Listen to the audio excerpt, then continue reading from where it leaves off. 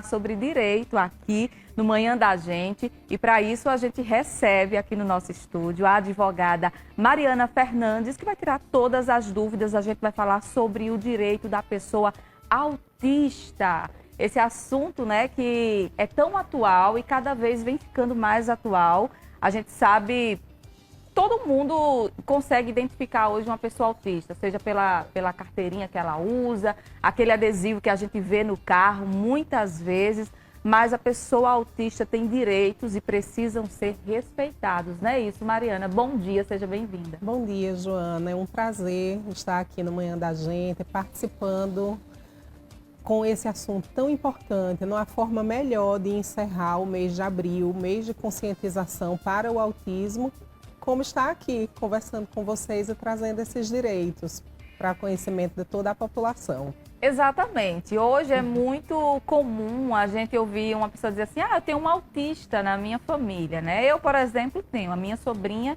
é autista. Mas não só basta identificar a pessoa autista, é preciso ter conhecimento sobre os direitos que essa pessoa tem. A gente está vendo aqui, passando no telão, né? O símbolo tão conhecido. Isso. E é bom que se torne cada vez mais conhecido. Então, Mariana, começa falando para a gente quais os direitos, né, que a pessoa com espectro autista tem. Então, a sociedade hoje, a gente, como você bem falou, nós estamos num processo de inclusão, de acolhimento, de normalização da convivência das pessoas com autismo, da inserção das pessoas autistas na sociedade. E a importância disso é que estima-se que entre 1 e 2% da população mundial esteja enquadrada neste espectro. Trazendo esse número para o Brasil, a gente pode falar em até 6 milhões de pessoas. Nossa! Então, realmente... É muito grande, né? O número é bem expressivo. Exatamente. É um número que vem crescendo a cada ano. Se falava em 50 pessoas, a cada uma pessoa em 50 nascidos. Hoje já se estima em 1 a cada 36 pessoas nascidas enquadradas no espectro autista. Então, realmente, é de uma relevância enorme. E, infelizmente, o Brasil, apenas em 2022, incluiu perguntas no IBGE sobre o autismo. E isso é importante por quê? Porque se nós não sabemos onde as pessoas estão, a que tipo de tratamento elas têm acesso, qual o nível de instrução, qual a renda que a família tem, é impossível se criar políticas públicas efetivas para atender essas pessoas. Essa população, né, Mariana? Exatamente. Então, sim, eles são detentores de inúmeros direitos. A legislação vem evoluindo, nós temos marcos legais muito interessantes, nós temos a Lei da Pessoa com Deficiência, a Lei Berenice Piana, de 2012. Recentemente, nós temos a Lei Mion, que fala da obrigatoriedade da identificação. A carteirinha, né? A carteira, exatamente, nacional.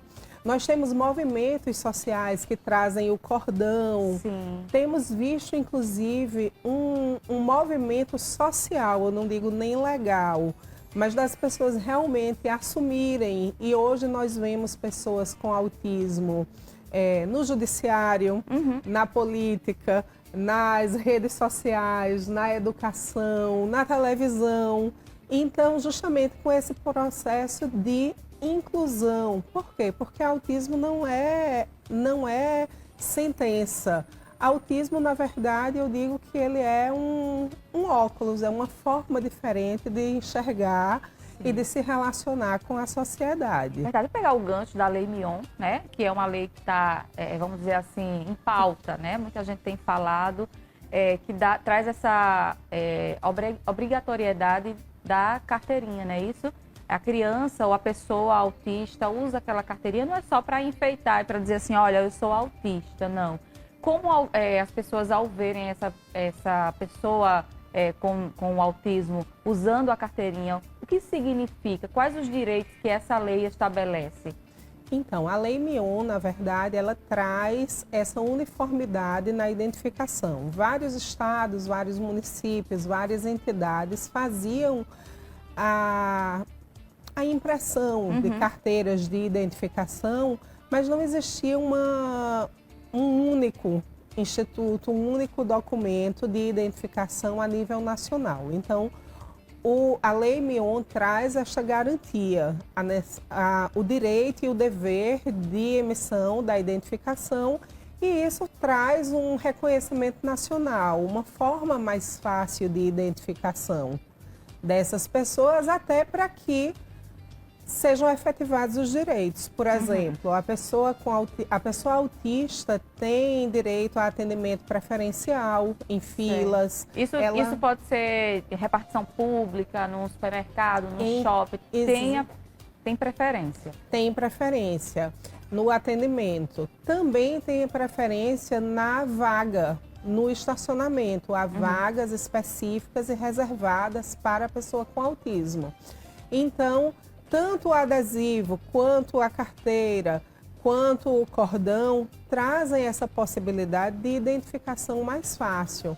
Por mais que a gente tente dizer, todo mundo reconhece uma pessoa com autismo, na verdade não existem fenótipos, existem níveis de suportes diferentes e às vezes uma pessoa não aparenta ser autista. Você olha para aquela pessoa, você não identifica que ela é autista. Isso, mas isso não impede o acesso dela aos direitos. Né? Então, por isso que a identificação é importante. Certo. A gente tem uma pergunta, né? O telespectador mandou aqui pra gente.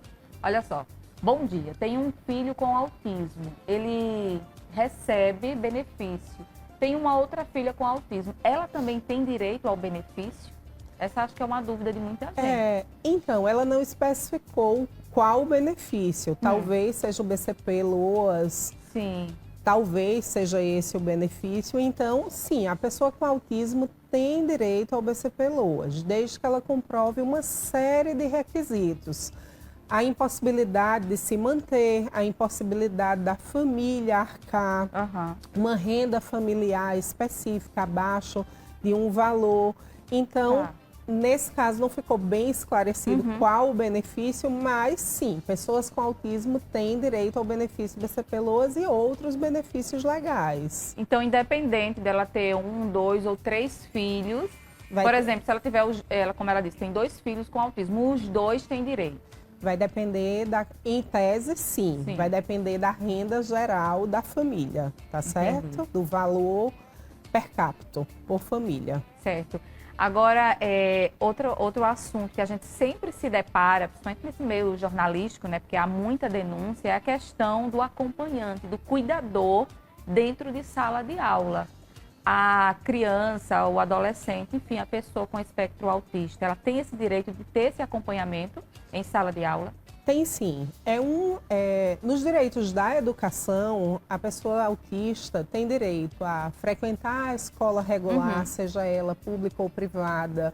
Tem o direito à matrícula, não pode ser negada a matrícula à criança ou ao adolescente. Em escola pública ou particular, independente? Pública ou privada. É um direito à educação de forma geral. E também tem direito ao acompanhante especializado. Esse acompanhante especializado deve ser fornecido pela escola sem cobrança de qualquer taxa extra. Não pode ser cobrado nenhuma taxa extra à pessoa com autismo, seja para a matrícula, seja para a inclusão, seja para o fornecimento do acompanhante especializado. Então, a mãe, no ato da matrícula, se ela perceber que a escola ali que teve algum preconceito porque o filho dela é autista, ela pode, então, acionar a justiça. Pode sim, o preconceito, a discriminação é crime, punível com pena de detenção de 1 a 3 anos. Tem o Estatuto da Pessoa Autista, né? Isso, Mariana? Sim. Esse estatuto, ele garante tratamento do autismo no SUS, na rede pública. Isso é um direito também da pessoa autista. Isso, o tratamento da pessoa com autismo é a Lei Berenice Piana, de 2012. Ela é esse marco legal. A lei é o Estatuto da Pessoa com Autismo. Ela traz uma série de direitos. O direito à educação, o direito à inclusão, o direito social. E sim, fala do direito ao tratamento multidisciplinar ininterrupto mediante o SUS. Esse tratamento também pode ser feito na rede privada, através dos planos de saúde. E as mesmas garantias são estendidas ao tratamento privado. Ele é multidisciplinar e ininterrupto. Se, por exemplo, o plano de saúde limita, né, o atendimento à pessoa autista, Não pode. como é que funciona isso aí? Porque a gente se depara com muitas situações como essa, Sim, né? sim. Tanto em sala de aula, as pessoas às vezes vão matricular os filhos e se depara com essa situação de não ter o cuidador, de não ter uma escola adequada, né, para aquela pessoa que tem o espectro autista. E também no plano de saúde, muitas vezes limita esse atendimento e não pode, é isso? Exatamente. O plano de saúde não pode fazer limitação no tratamento especificado pelo médico assistente, nem pode fazer limitação quanto ao número de terapias que são feitas. Há um tempo atrás se limitava, por exemplo, a quantidade de sessões com o fonoaudiólogo, a quantidade de sessões com o nutricionista, a quantidade de sessões com o psicólogo. Hoje em dia já há um entendimento pacificado pelo STJ e também pela ANS, que é a Agência Nacional de Seguros de Saúde, que é quem regulamenta e fiscaliza os planos. Então não pode haver essa limitação. Parou de acontecer? Não. A gente ainda se depara com situações como que você descreveu. E nesses casos, as pessoas precisam buscar o cumprimento dos seus desses direitos, o acesso a esses direitos, entendeu? É muito importante falar sobre isso, porque às vezes as pessoas desconhecem e aí não usufruem daquilo que tem direito, né? A gente tem mais uma pergunta, vai aparecer aqui no telão pra gente. Está recebendo a advogada Mariana Fernandes aqui com a gente. Minha filha tem TDAH. Ela tem os mesmos direitos de um autista? O Edson, lá de Pilar. Obrigada, viu, Edson, pela sua participação. Então, o TDAH é uma neurodivergência diferente da do autismo. Uma boa pergunta, né? É uma boa pergunta, capciosa. Vamos lá. Ela é uma neurodivergência diferente. Então, inclusive, muitas vezes ela vem associada com o autismo. Muitas vezes a pessoa tem TDAH e também tem autismo. É muito comum na advocacia nós nos depararmos com clientes com as duas situações. E sim, caso ela tenha direito ao tratamento médico, ela não pode ser enquadrada exatamente na lei berenice-piana, porque a lei berenice-piana é para pessoas com autismo. É específica, É específica, né? Exatamente. Mas sim, tem muitos direitos que são garantidos à pessoa com TDAH. Perfeito, né? A gente está falando sobre autismo, a gente está tirando dúvidas aqui. Então, se você tem a sua dúvida, manda a pergunta para cá, aproveita, porque a gente está recebendo aqui a advogada Mariana Fernandes. A gente está falando sobre o direito das pessoas com espectro autista, né? Então, doutora, vamos falar agora sobre essa questão do estacionamento. Certo. Antes, a gente via só ali, vaga disponível para idoso, para gestante. Agora a gente já vê, né, nos estabelecimentos o símbolo lá do autismo, está aparecendo aqui no telão a todo tempo. É bom mesmo que as pessoas conheçam, que criem, né, essa intimidade. Tem direito, né? Estacionamento gratuito ou a vaga preferencial? É a vaga preferencial. O estacionamento não é gratuito, mas eles têm direito a uma vaga preferencial, sinalizada com o símbolo do laço com o quebra-cabeça. O quebra-cabeça, isso, obrigada. O laço com o quebra-cabeça sinaliza aquela vaga que é preferencial, entendeu? Então, deve estar sinalizada em shoppings, em estacionamentos públicos e privados. Tá. E aí, a mãe que se sentir, muitas vezes... Teve um caso que repercutiu muito nas redes sociais, né? Depois foi esclarecido que o caixa ali daquela loja não tinha falado diretamente com a criança, mas a criança estava na fila, né? E ali, supostamente, aquela mulher teria se negado a atender porque era uma criança com autismo, né? Então, preconceito. Nesse caso aí, a mãe, o que ela deve fazer para garantir o direito desse filho? Então, Tem duas questões, né, doutora? Aí, a questão do preconceito e também o direito ao ao atendimento preferencial, né? preferencial, exato. A pessoa autista tem direito a esse atendimento preferencial em filas, sejam em locais públicos ou privados. Agora, deixa eu só abrir um parêntese. É a fila preferencial. Porque tem loja, tem supermercado que diz assim, fila preferencial, só que tem uma fila enorme. Então, não é preferencial, né? Porque preferencial não é a pessoa chegar e já ser atendido, porque a pessoa não pode esperar muito tempo, mas aí, de repente, tem uma fila preferencial enorme, quilométrica, e ali o idoso está esperando. Uma pessoa autista está ali, sei lá, né? De repente, muito agoniado com o ambiente, esperando também. A gestante, como é que funciona isso? Como é que deve funcionar na prática? Então, nós estamos em um momento em que essas preferências estão sendo cada vez mais regulamentadas. No momento, exige que o estabelecimento comercial, vamos falar assim, mas na verdade também na rede pública, na rede privada, tenha um caixa para atendimento preferencial. Nós já verificamos, é muito comum identificarmos em supermercados, em farmácias, mais de um caixa direcionado a esse tipo de atendimento. Mas que a demanda está cada vez maior. Cada vez maior. Mas não existe, vamos dizer assim, uma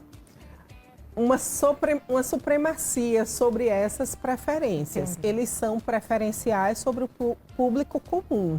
Entendi. Entendeu? Então, eu recomendo que os comerciantes, que as pessoas que fazem atendimento ao público, direcionem isso com sensibilidade. Sim. Entendeu? Analisando caso a caso. Exatamente. Né? Tenham a sua fila preferencial e tentem fazer esse atendimento de forma ágil, de forma sensível, porque realmente cada pessoa autista tem uma necessidade. Algumas vão esperar, outras vão ter sensibilidade ao barulho, outras à iluminação, outras ao próprio convívio público, enfim. Varia muito de pessoa para pessoa, né? A gente tem mais uma pergunta, não é isso, Duda? Vou colocar aqui no telão. Olha só, bom dia, eu tenho um filho autista, ele foi negado 2 vezes no INSS. Como eu faço para ter direito ao amparo? Então, nesse caso, a gente tem que verificar o que é que está causando a negativa. Muitas vezes, a gente precisa trabalhar os laudos médicos. Os laudos médicos precisam ser melhor trabalhados para que, quando chegar ao INSS, ou mesmo no judiciário para requerer um direito ou perante o plano de saúde, esse direito seja efetivado. Veja, o juiz não é médico, o advogado não é médico, o fiscal, embora no INSS até haja uma junta médica, mas ele não é o médico que acompanha aquela pessoa com autismo. Então, você precisa estar munido de toda a sua documentação médica para que este quadro, para que a sua condição de pessoa com autismo esteja muito bem identificada para que você possa pleitear esses direitos que eventualmente lhe sejam negados. Então, a minha orientação é: busque médicos realmente comprometidos com o seu objetivo. Caso tenha direitos violados, procure a advocacia, a defensoria pública especializada em direito médico da saúde para que possa lhe orientar, lhe direcionar na efetivação desses direitos. Perfeito, perfeito, né? Muito obrigada, viu, Mariana? A gente ficaria mais um bom tempo aqui conversando sobre o direito da pessoa autista, mas infelizmente o tempo acabou. Quero te agradecer, foi muito esclarecedor conversar com você. Obrigada. Obrigada, Joana. E eu que agradeço participar mais uma vez com esse assunto tão relevante. Muito obrigada. Verdade, assunto relevante, né? O autista é um ser humano e tem direitos como todos nós, né? A gente precisa respeitar isso e aprender a conviver. Agora a gente faz uma